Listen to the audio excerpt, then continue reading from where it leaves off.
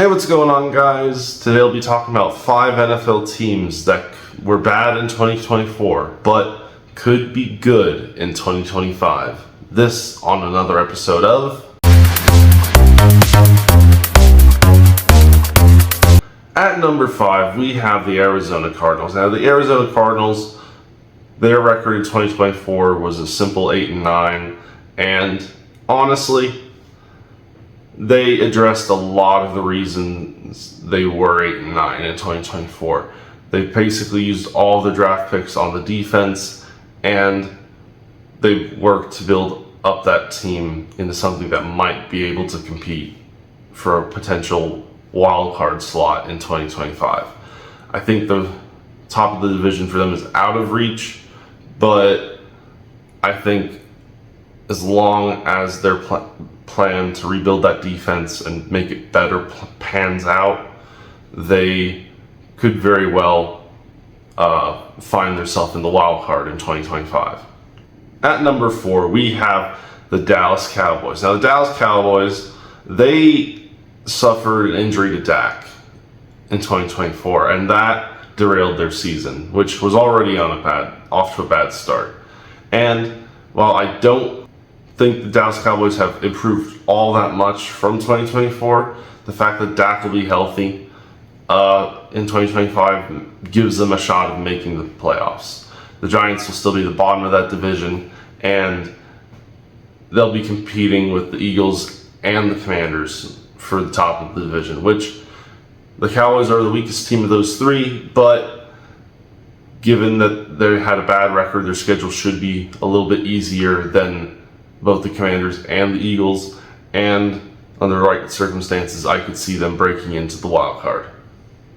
At number 3, we have the New England Patriots. Now, the Patriots did a lot this offseason. They finally got Drake May some actual receivers, including Stephon Diggs, which that will definitely be a boost to that receiving core.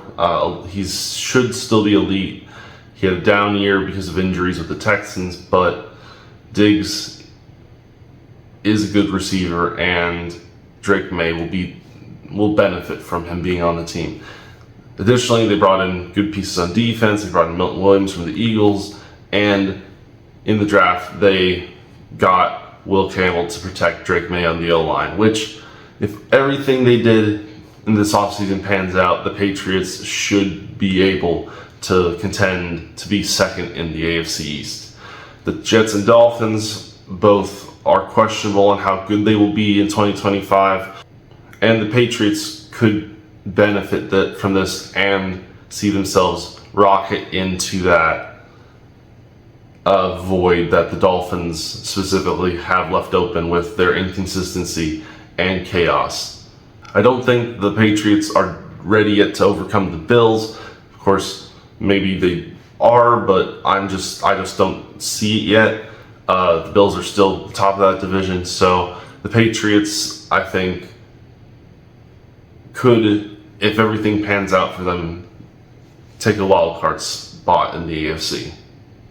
At number 2, we have the Chicago Bears, and no team has done more to rebuild their roster and prepare more for the 2025 season than the Chicago Bears. They rebuilt their O-line completely. They got more offensive weapons for Caleb Williams, and honestly, they have done so much to prepare for 2025. The ball is really in Caleb Williams' court, and any failures in the upcoming season will more than likely be about Caleb Williams than the roster around him. In 2024, obviously, the O-line was bad. Caleb Williams had good pass catching options, but he was just running for his life before he could ever even think about throwing to them. And the Bears clearly recognized this and took steps to fix it in 2025. As far as the Bears turning around from being bad to good, they're in the NFC North. Now, the Packers and Lions should still be good in the NFC North. The Vikings are a bit questionable with J.J. McCarthy.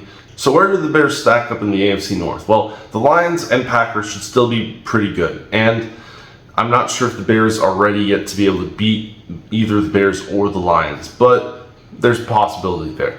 Where I think the Bears have improved is I think with the uncertainty of J.J. McCarthy at quarterback for the Vikings, the Bears having someone like Caleb Williams who could be much better than J.J. And has more experience than J.J. could give them the edge over the Vikings.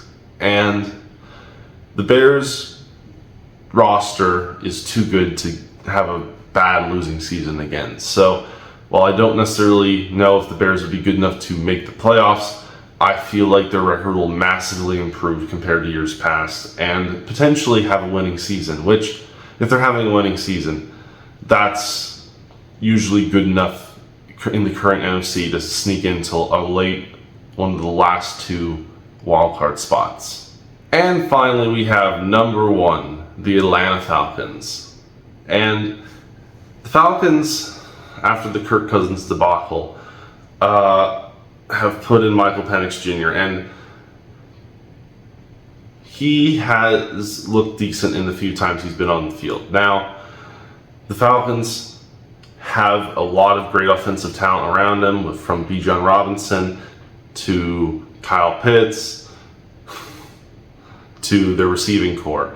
And in the offseason, they have focused on fixing up that defense. They got 2 pass rushers for it, and they look like they're ready to finally take over the NFC South. The Falcons came up second place to the Buccaneers in 2024, missing out on the playoffs. And if they get just a little bit better and their picks on off-season moves do pan out, they could be atop the South come 2025.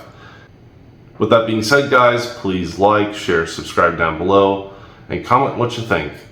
And I'll see you next time.